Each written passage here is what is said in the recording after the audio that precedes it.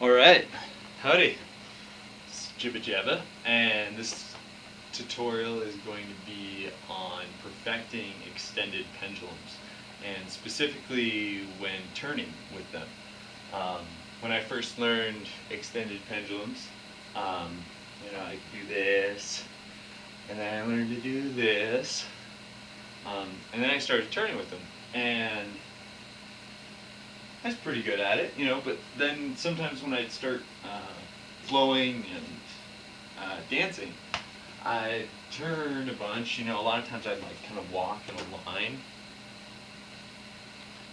like that, and then I'd want to stop turning that direction and start turning the other direction.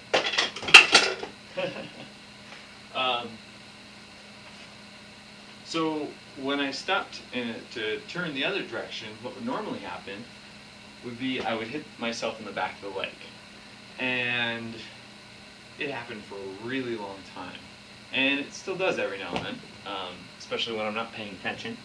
But what I learned to start doing to stop that from happening is I kind of focus on kind of hitting targets.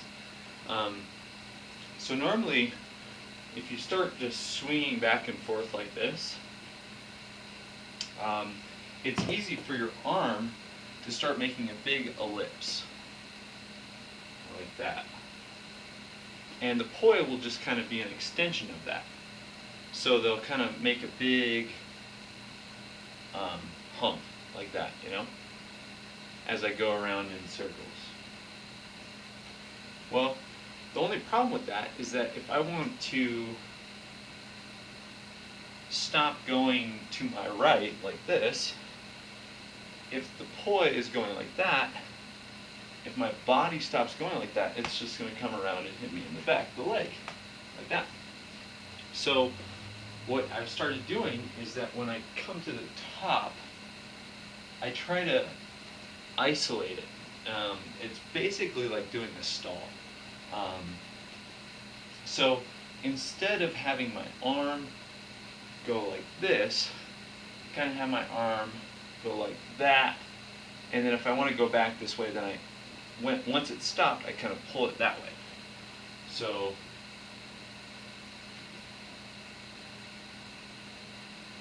and you can kind of see how it looks more like a peak, a mountaintop almost, as opposed to a big rounded mountain or whatever.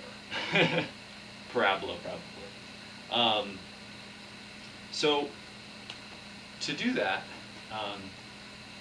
it just kind of takes a mental focus that you're going to kind of make sure that it doesn't just go around like that.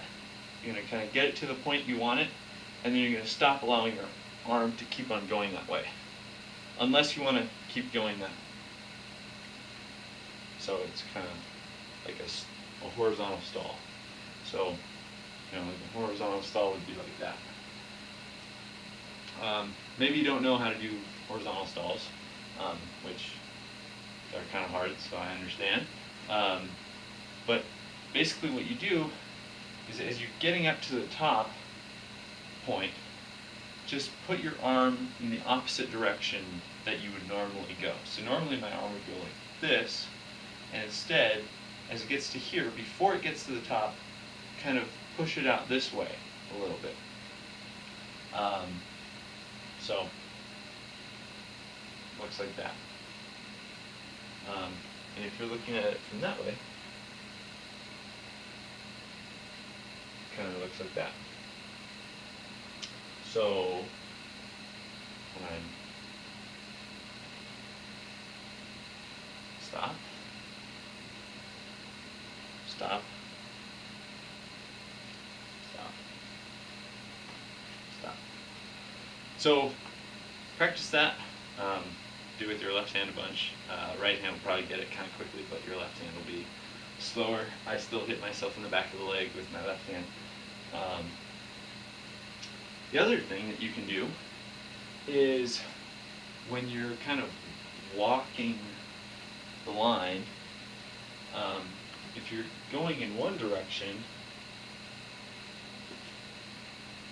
well, to limit how much the poi are spinning like this, you can see that they're kind of on an X, right? Talked about that in the first episode.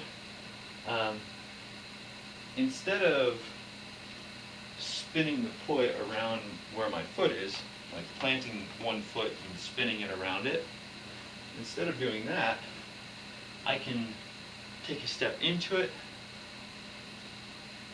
and I can switch which side my body is on. And that also keeps the poi from doing as much of a circle motion and keeps them more in a line. And one of the reasons why I like doing that is because I like having them hit kind of a perfect shoulder width apart right there. And the reason why I like that is because I like to do that move. I also like to go from here to there. I like to I just like to have them really tight and close together, about shoulder width, right there. And the other reason is because sometimes I like to go like this. And so that's basically, instead of having the poi X, I try to keep the poi on their same plane, and I try to kind of turn and twist underneath them. I'll probably do another episode tutorial on specifically that one. But before then, it's important that you're able to control and get the poi to hit exactly where you want them to hit. So that's that part of it.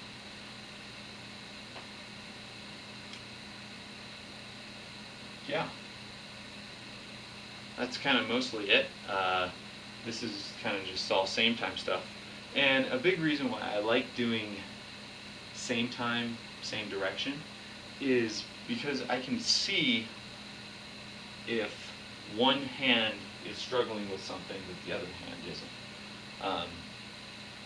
So if my left hand's always going higher, I can tell that I need to work on that. And I didn't have mirrors when I first started playing poi a lot of times. So it was really helpful to be able to look and compare my right hand to my left hand, and try to make them as identical to each other as possible. Yeah, so that's all for that. The next episode will be on kind of splitting them a little bit. So hope you enjoy, and have a great day.